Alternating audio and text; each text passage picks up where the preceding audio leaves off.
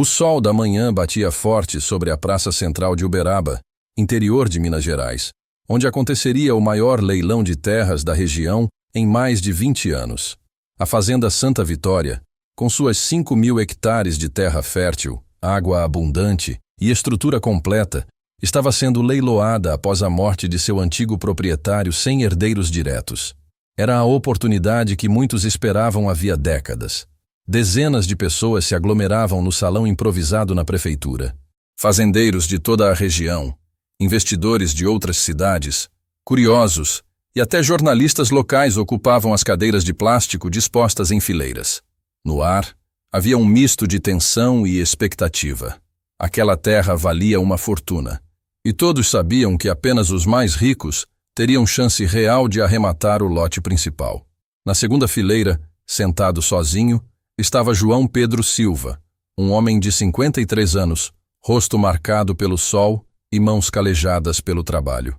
Ele usava uma camisa xadrez limpa, mas desbotada, calça jeans velha e botas de couro gastas.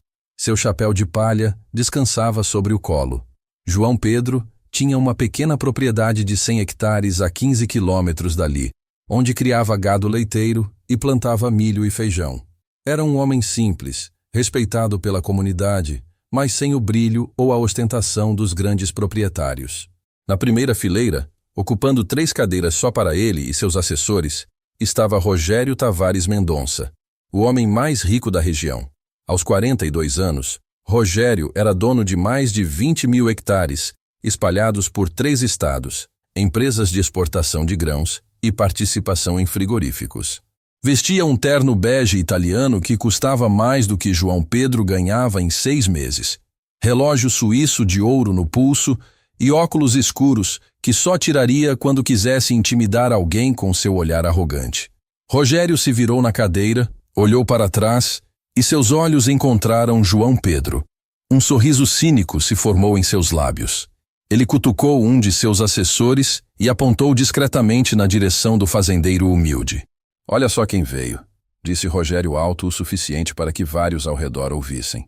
O João Pedro. Veio ver o circo, foi, compadre? Ou está pensando seriamente em dar lance? João Pedro manteve a expressão neutra, mas seus olhos encontraram os de Rogério com firmeza. Vim participar do leilão, Rogério, igual a todo mundo aqui. A risada de Rogério ecoou pelo salão. Participar? Meu amigo, você sabe quanto essas terras vão custar? A entrada vai ser maior que o valor da sua propriedade inteira, com vaca e tudo. Gargalhadas se espalharam pelo ambiente. Alguns fazendeiros menores riram por obrigação, outros por genuína crueldade. João Pedro sentiu o rosto esquentar, mas não respondeu. Ele conhecia Rogério desde criança. Os dois haviam estudado na mesma escola rural, mas enquanto João Pedro continuou trabalhando duro na terra herdada dos avós, Rogério havia recebido uma herança poupuda aos 20 anos e transformado dinheiro em mais dinheiro através de negócios nem sempre éticos. Sabe, continuou Rogério, agora de pé e caminhando lentamente em direção a João Pedro como um predador cercando sua presa. Eu admiro sua coragem. Ou seria ingenuidade? Vir aqui com essas roupas de caipira, se sentar no meio dos grandes fazendeiros, achar que tem chance? É quase tocante. Ele parou ao lado da cadeira de João Pedro, olhando-o de cima. Deixa eu te dar uma realidade, velho amigo. Você não consegue comprar nem a cerca dessa propriedade, nem a porteira. Talvez, se juntar tudo que você tem, consiga arrematar um galinheiro velho que tem lá nos fundos. Mais risadas. João Pedro cerrou os punhos sobre o chapéu, mas sua voz saiu calma. O leilão vai decidir isso, Rogério. Não você. O leilão? Rogério riu mais alto ainda. Meu querido, eu já conversei com todos os grandes fazendeiros aqui. A gente tem um acordo. Ninguém vai competir comigo pela fazenda principal. Eu vou levar. E vocês podem disputar os lotes menores. É assim que as coisas funcionam no mundo real. Não nessa sua fantasia de filme americano onde o pobrezinho vence. O que está achando desta história? Você já passou ou presenciou alguma situação como essa? Deixe nos comentários. Não esqueça de deixar seu like, se inscrever no canal e ativar o sininho para não perder nenhum vídeo. Vamos continuar e ver o que João Pedro irá fazer. Um homem de terno escuro subiu ao pequeno palanque improvisado. Era Dr. Augusto Ferreira, O leiloeiro oficial, um senhor de 60 anos com décadas de experiência. Ele ajeitou o microfone e a sala silenciou. Bom dia a todos. Sejam bem-vindos ao leilão da Fazenda Santa Vitória. Antes de começarmos, quero reforçar as regras. Todos os lances devem ser acompanhados de comprovação financeira prévia. Quem não apresentou documentação bancária não pode participar. Os lances serão em ordem crescente de valor dos lotes. Começaremos pelos menores e terminaremos com a sede principal. Rogério voltou para seu lugar, sussurrando algo para seus assessores que os fez rir. João Pedro respirou fundo e se concentrou. Os primeiros lotes eram pequenos, 10 hectares aqui, 15 ali, geralmente áreas mais distantes ou com menos infraestrutura. Os lances eram tímidos, e os valores finais, embora altos para o cidadão comum, eram modestos para o padrão do evento. João Pedro participou de alguns, mas sempre recuava quando o valor ultrapassava o que considerava razoável. "O João tá só brincando mesmo", comentou alguém atrás dele, dando lance de fichinha para não passar vergonha. Após quase 2 horas, finalmente chegou o momento mais esperado. Dr. Augusto pegou uma pasta vermelha, diferente das outras, e abriu solenemente. "Senhores e senhoras, chegamos ao lote principal. Fazenda Santa Vitória, sede completa. 5.000 hectares de terra de primeira qualidade, 3 represas, 2 córregos perenes, casa-sede com 6 quartos, 3 casas de funcionários, curral com capacidade para 1.000 cabeças, galpões, maquinário incluído conforme inventário. Lance inicial, 15 milhões de reais. Um murmúrio percorreu a sala. Era muito dinheiro, mas todos sabiam que a propriedade valia facilmente o dobro disso. 15 milhões, gritou Rogério imediatamente, sua voz cheia de confiança. 16 milhões, veio uma voz do fundo da sala. Era Marcelo Costa, outro grande fazendeiro, aparentemente esquecendo o acordo que Rogério havia mencionado. Rogério se virou com raiva. "Marcelo, a gente conversou sobre isso." Marcelo deu de ombros. "Conversa é conversa, Rogério. Negócio é negócio." 17 milhões. Rogério elevou o lance, sua voz tensa. 18 milhões. Marcelo não recuava. A sala estava em silêncio absoluto, todos acompanhando a batalha entre os dois gigantes. Os lances subiram rapidamente. 19, 20, 21 milhões. 23 milhões! Gritou Rogério, agora de pé, suando no seu terno caro. Marcelo hesitou. Fez algumas contas rápidas com sua calculadora, consultou seu assessor e balançou a cabeça. "Passo." Um suspiro coletivo. Rogério abriu um sorriso triunfante, virando-se para a plateia como um gladiador vitorioso. "Alguém mais?" perguntou o Dr. Augusto, o martelo erguido. 23 milhões. Uma vez, foi quando João Pedro levantou a mão calmamente. 24 milhões. O silêncio que se seguiu foi tão profundo que seria possível ouvir uma agulha cair no chão. Todas as cabeças se viraram para o fazendeiro simples da segunda fileira. Rogério congelou, seu sorriso desaparecendo como neve ao sol. "O quê?" Rogério se virou completamente. "O que você disse?" 24 milhões, repetiu João Pedro, sua voz firme e clara. "Isso é ridículo!" explodiu Rogério. "Ele não tem esse dinheiro. Dr. Augusto, exija a comprovação financeira imediatamente." O leiloeiro assentiu.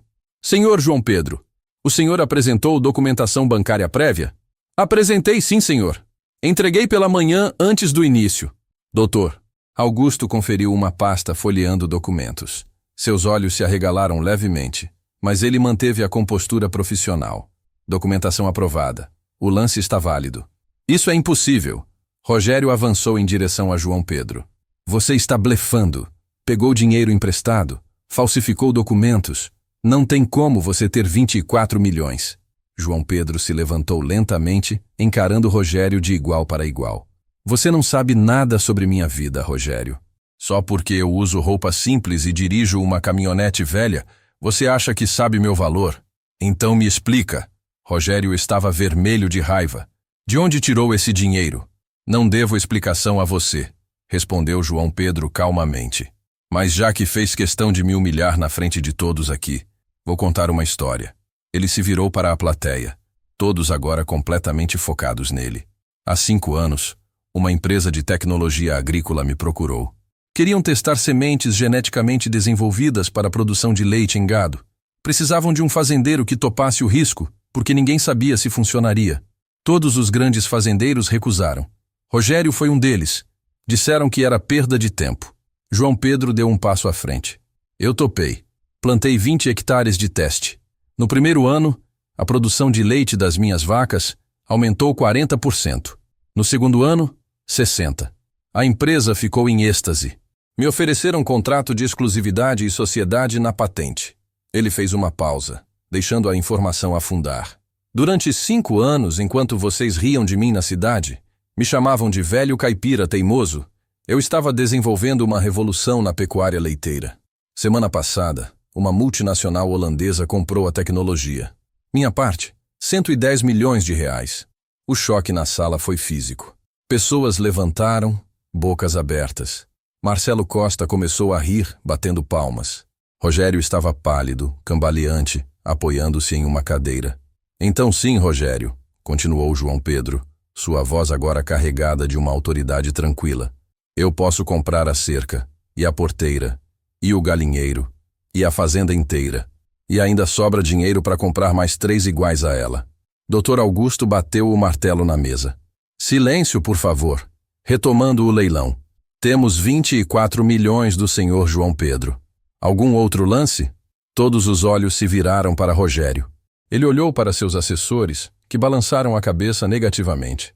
Aquele valor já estava além do que ele poderia pagar confortavelmente sem comprometer outros negócios.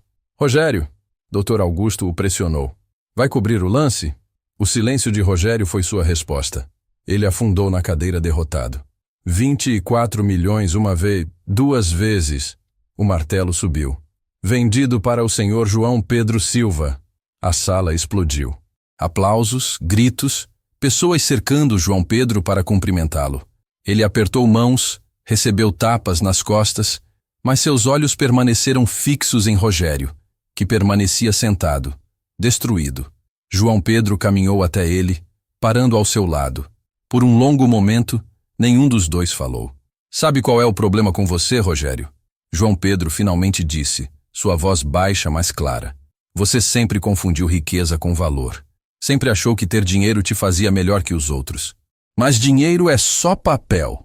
O que faz diferença é caráter, trabalho e humildade para aprender. Rogério olhou para cima. Lágrimas de humilhação nos olhos.